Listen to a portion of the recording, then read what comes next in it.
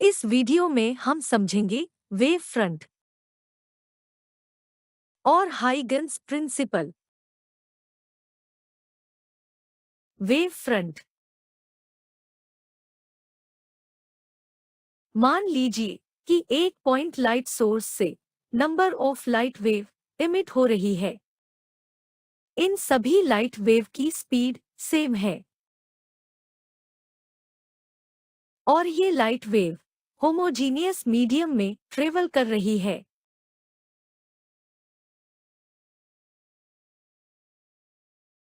अब मान लीजिए कि टी टाइम बाद हर light wave X distance travel करती है।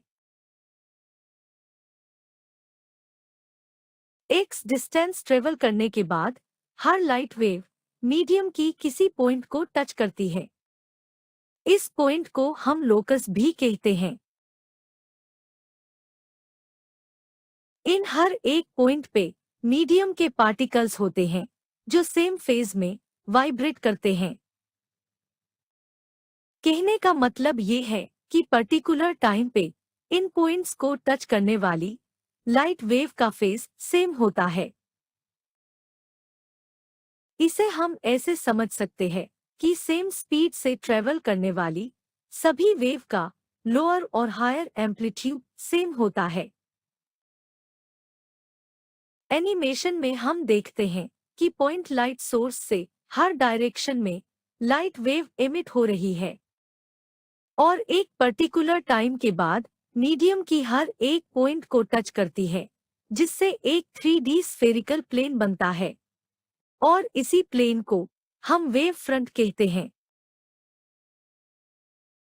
वेव फ्रंट को हम कुछ इस तरह से डिफाइन कर सकते हैं।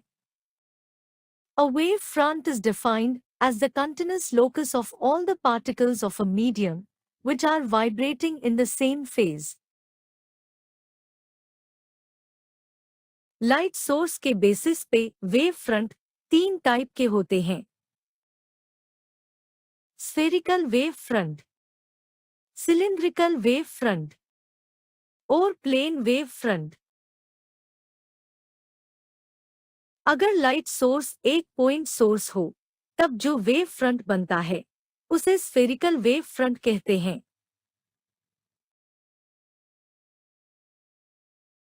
अगर लाइट सोर्स एक लीनियर सोर्स हो तब जो वेव फ्रंट बनता है उसे सिलिंड्रिकल वेव फ्रंट कहते हैं।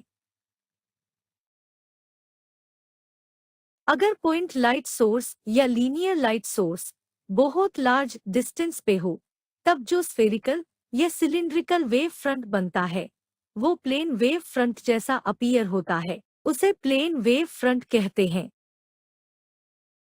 इसका बेस्ट एग्जाम्पल हम सन को मान सकते हैं। इससे आने वाली spherical wave front plane wave front जैसा अपीयर होती है। आइए अब समझते हैं हाइगन्स प्रिंसिपल के बारे में। हाइगन्स प्रिंसिपल हमें किसी भी वेव फ्रंट की ज्योमेट्रिकल कंस्ट्रक्शन और पोजीशन के बारे में बताता है। हाइगन्स प्रिंसिपल कहता है कि अगर हमें किसी पर्टिकुलर टाइम पे वेव फ्रंट का शेप पता हो तो हम हाइगन्स प्रिंसिपल का यूज करके किसी टाइम इंटरवल बाद उस वेव फ्रंट का शेप और पोजीशन का पता कर सकते हैं।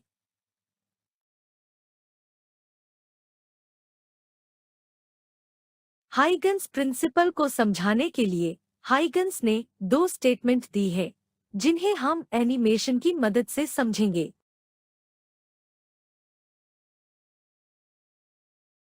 हाइगन्स प्रिंसिपल की पहली स्टेटमेंट कहती है कि किसी भी वेव फ्रंट के सभी पॉइंट एक नए डिस्टरबेंस की तरह एक्ट करते हैं जिन्हें हम सेकेंडरी वेवलेट्स कहते हैं और ये सेकेंडरी वेवलेट्स हर डायरेक्शन में लाइट की स्पीड से ट्रेवल करते हैं।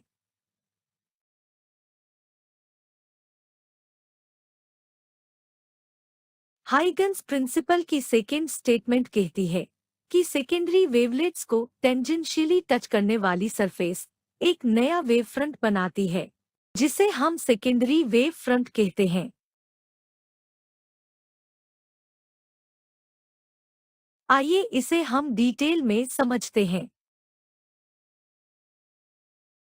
मान लीजिए कि एक पॉइंट सोर्स से स्फेरिकल वेव फ्रंट एमिट हो रहे हैं। हाइगन्स प्रिंसिपल के अकॉर्डिंग इस वेव फ्रंट का हर एक पॉइंट एक नए डिस्टरबेंस का सोर्स बन जाता है। मतलब हर एक पॉइंट लाइट सोर्स की तरह काम करता है।